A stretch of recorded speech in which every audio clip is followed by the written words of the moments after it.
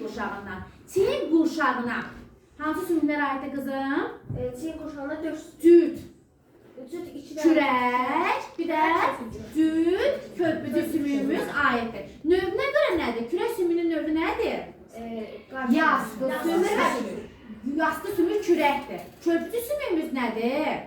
Qarışıq. Mən sənə desəm ki, yuxarı ətraf qurşaq sümüyündə hansı növ sümüklər var? Həm qarışıq, həm də yastı sümük var. Bəs yuxarı ətrafın sərbəsi hissəsinə aiddir? Bazu, sait nəyə bölünür? Bir və birsə. Bir də əl pəncəsi sümüklərindən ibarətdir. İndi burada neçə dənə uzun borlu sümük oldu? 3 dənə. Bir bu, 2 aşağı uzun borlu sümük oldu. Bir qolunda 3 dənə uzun borlu sümük oldu. Bu uzun borlu sümüklərdə neçə sümüklüyü var idi? 2 uzun borlu sümüklərdə 2 cür sümüklüyü var.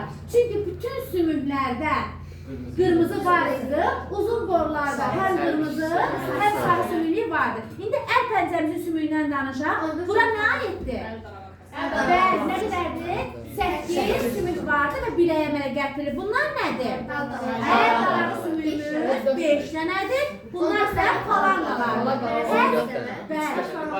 Bəli, demək bir əlimizdə 14 dənə falanqaya rast gəlidir. İndi keçirik aşağı ətrafı qurşaq sümüyünə. Belə söylə, canlıma verir. Bunlar nə sayılır?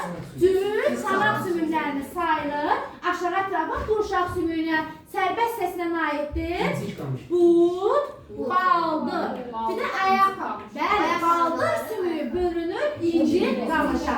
İndi bizim cəmi neçə uzun borlu sümüyümüz var bədənimizdə? 12 dənə. 6 burada, 6 yuxarıda, 6 aşağıda. Demək 12 dənə uzun borlu sümüyümüz var və 12 dənə də 2 cür sümüklüyünə malik olan sümüyümüz vardır. Oldu.